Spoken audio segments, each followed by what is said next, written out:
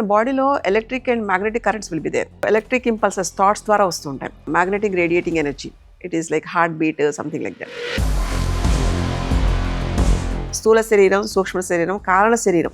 ఈ కారణ శరీరం ఈ ఎమోషన్స్ తోటి కూడి ఉన్నప్పుడు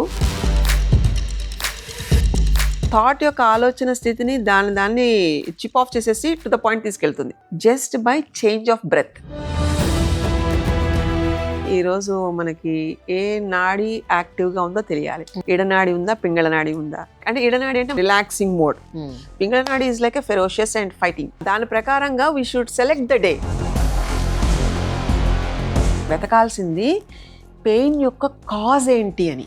ఆ కాజ్ దగ్గర మనకి సగం ఇన్ఫర్మేషన్ వచ్చేస్తుంది. శరీరం దాని స్థితిలో అది ఉండట్లేదు కాబట్టి ఇది ఇలా చెయ్యాలి అనేది మన శరీరం మనకి చెప్తుందండి. Body will be letting us no.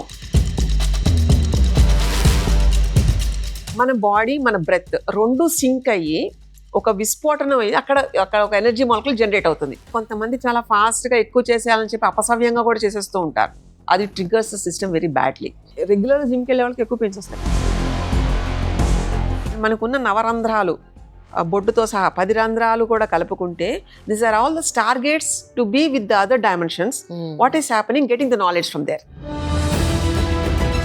Oh problem వస్తే దాని ప్రాబ్లమ్ అని అనుకో first. You are in that frequency and it was trying to teach you. నీకు ఏదో చెప్పే ప్రయత్నం చేస్తోంది, దాన్ని అర్థం చేసుకో. ఒక రోజు సగటు మనిషి 21,600 ఊపిర్లు తీసుకుంటే